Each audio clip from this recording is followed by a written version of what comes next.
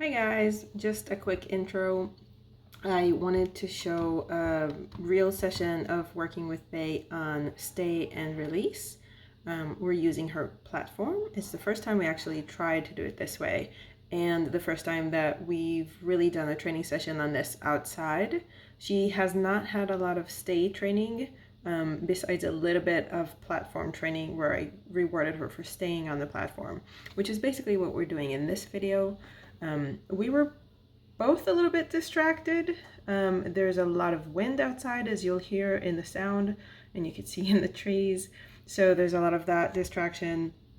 And in addition, the cat was there, and my kid was on the hammock nearby. So there's a lot going on in there. But considering all of that, I think she did a fantastic job. I do a decent job of keeping her happy.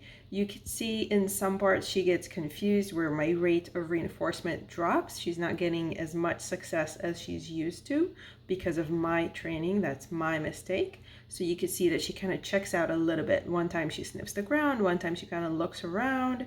I think she even goes to check in on the cat at one point. But I thought it was important for her to start to train with me in more distracting environments.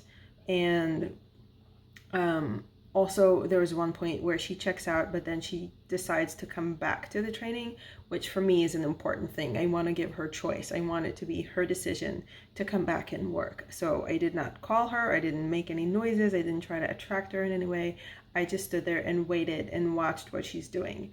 And within seconds, she decided to come back, which was great. And of course, she got reinforced for that. So anyway, that's just a quick intro in the video, and I'll do voiceover on some parts of it as we go. So let's watch.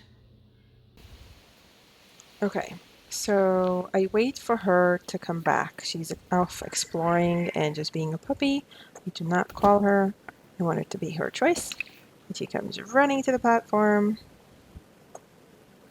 Here I say release to see if she understands the release cue, which she did, although she hasn't heard it that many times. And my goal is for her to remain on the platform. I don't care at this point if it's standing, sitting, walking, lying down, as long as all 4 feet are on the platform.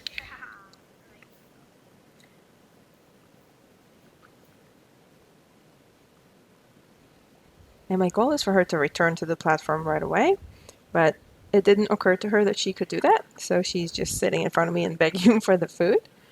But when I get closer, she kind of looks at it, and I give her a little hand cue, and she gets it. So not ideal, but not bad for a first session outside with a platform.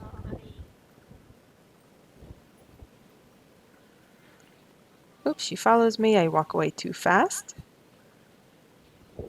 And again, I wait for her to understand to return to the platform. And now I'm going to have to break it up. So I'm not walking away like I did when she failed, when she made a mistake, which was really my mistake. Ah, there we go. I go too far again. Now I need to break it up again. I want to click as she's doing the right thing. I do not want to set her up to fail. I don't want her to make a mistake. So here she makes a few mistakes in a row, and she's starting to get a little bit flustered with me. But she's a trooper, and she's patient. You can see her taking a little sniff break. That's her saying, you know what, this is not working so great. Oops, that was a distraction. I wanted her to stay. She was like, what are you doing? But she decides it's worth it to work with me anyway. She's very forgiving. She will do a lot for those treats, which is good because this is not an ideal session. This is a different criteria.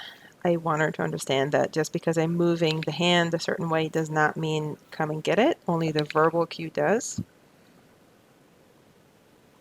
So I'm breaking up the movement into smaller parts and clicking for her doing the right thing.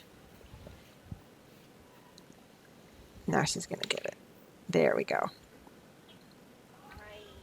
And there was the verbal cue right away. After she had success with ignoring it, there was a verbal cue to tell her to come and get the food from my hand. You can see I broke the movement down.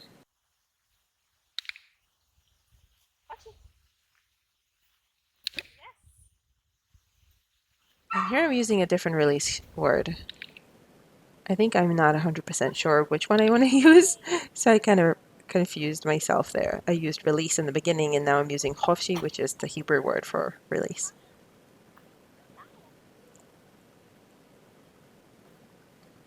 Lucky for me, she's very forgiving.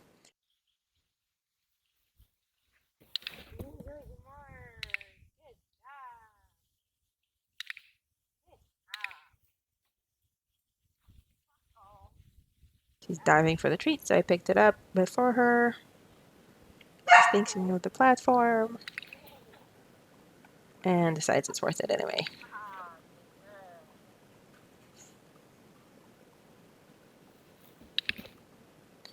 Here we're just doing a little bit of heel positioning with the platform, just to kind of give it a little bit of variety in the session, and working on that release cue and working on stay in another structured way.